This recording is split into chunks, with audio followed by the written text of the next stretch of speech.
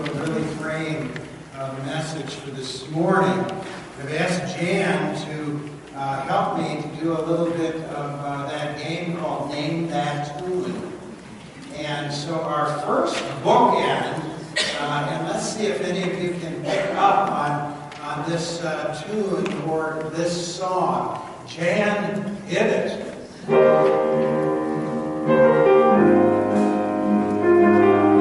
you recognize it? Can you name it? Raise your hand.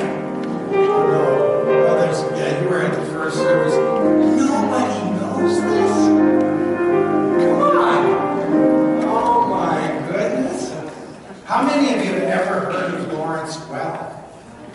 Huh? Oh, good. We got a few hands that are raised. When I was a kid, my folks every Sunday night would watch Lawrence Well. You know Lawrence Well, don't you? And his Champagne Music Makers. And on New Year's Eve, all these people in flowing costumes would come out and they would sing, "I Love a Parade," in anticipation of New Year's Day and all the parades that there would be. Now, at our first service, we definitely have a different demographic.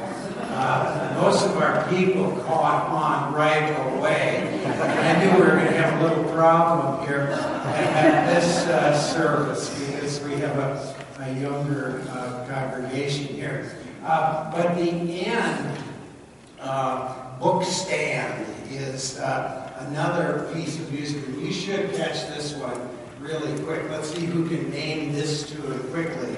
Jan.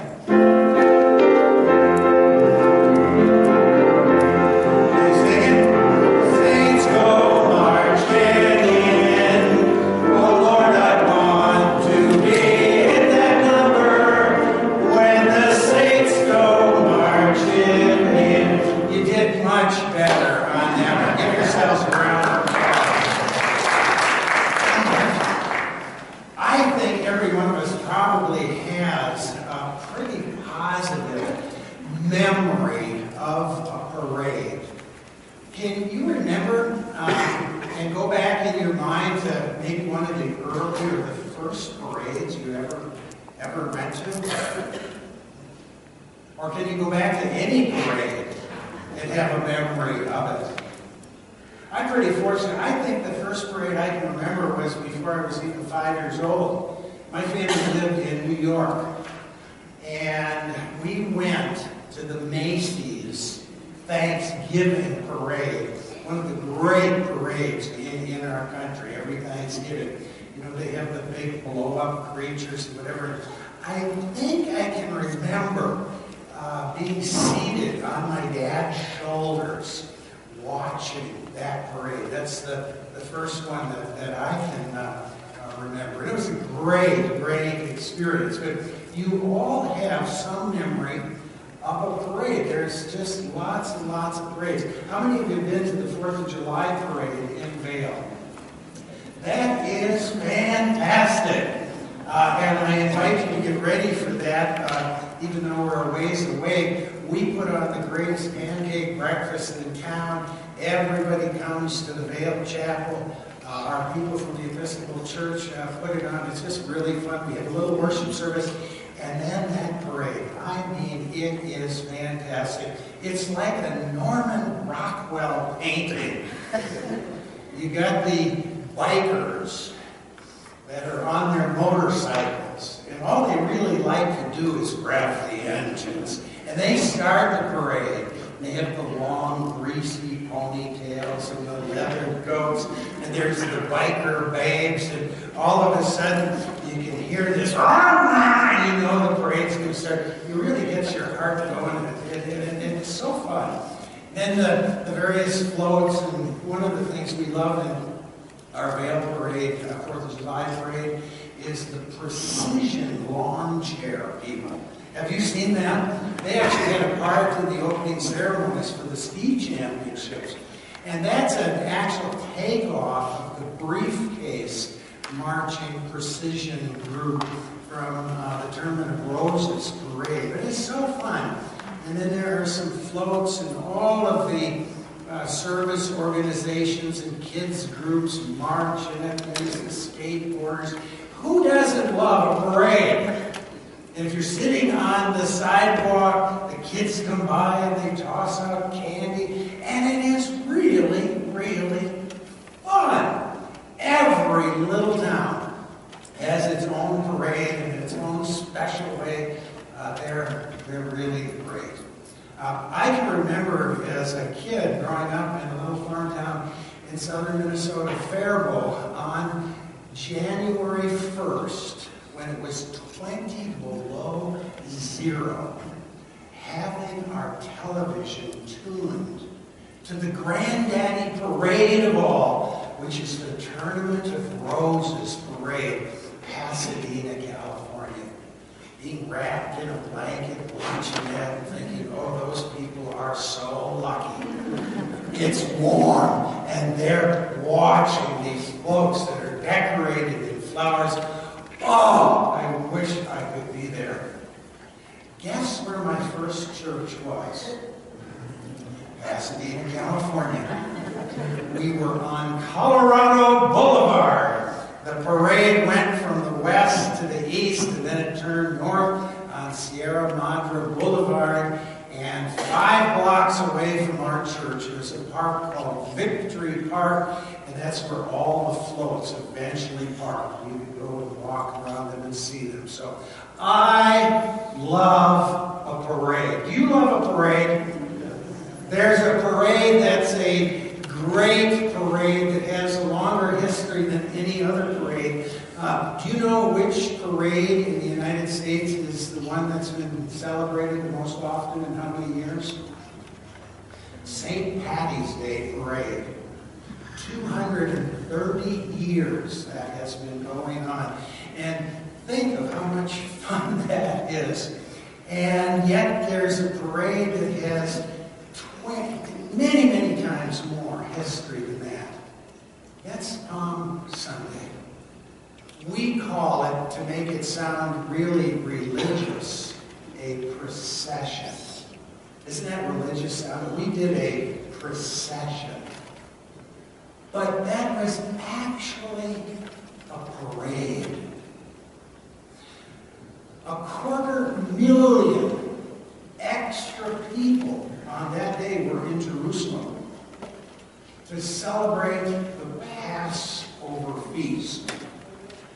And I think as we love parades and realize the role that they play, God was behind this parade. He was the architect or the engineer of this parade, so that people's attention throughout all eternity would be focused on the last week of his Son's life and what that could mean for each and every one of us, down to the most minute detail in the Holy Scriptures.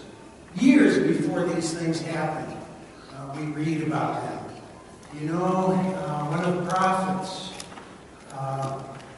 wrote about the fact that Jesus would enter the city on a little donkey.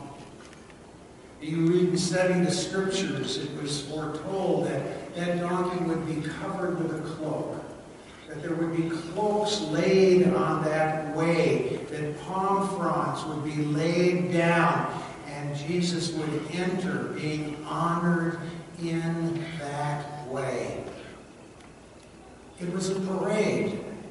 It was a parade that people loved because there was new opportunity for them. A new king, a new order, a new government they were hoping for with Jesus.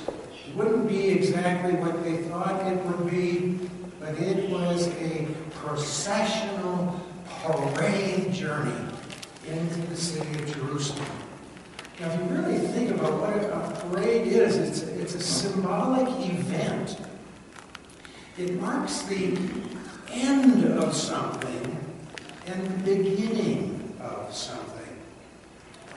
After World War II, and when victory was declared, there were parades all through Europe Every little town had a parade. And then, of course, your major cities, Paris and lots of the other capitals of Europe, had parades. And they symbolized an end of war and an era of peace. Every parade symbolizes something that's ending and something that's beginning.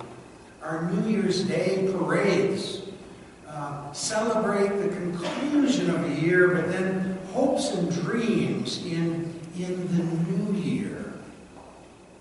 For Jesus, it was an ending of his 3-year public ministry. And it was the beginning of the final chapter of his life, where he would accomplish all that God had sent him into the world to accomplish.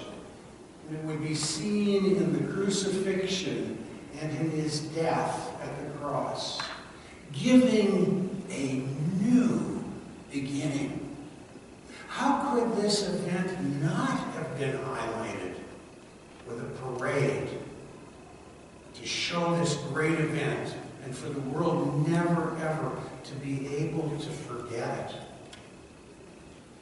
In that African-American spiritual, when the saints go marching in, this is the end bookmark. We have an invitation not just to be spectators of that parade, but participants. But when the saints go marching in, I want to be in that number. When the saints go marching in, it was their way of giving encouragement into realizing that life is a parade. It all depends on which parade you're in. If you're in God's parade, it's leaving the old. It has a new beginning that is forever and ever and ever. And isn't it wonderful to sing, Lord, I want to be in that number. It's a couple of years since my mom passed away, but Father Brooks and Deacon Steve joined me at my mom's funeral. I preached it at our church in Sun City, Arizona.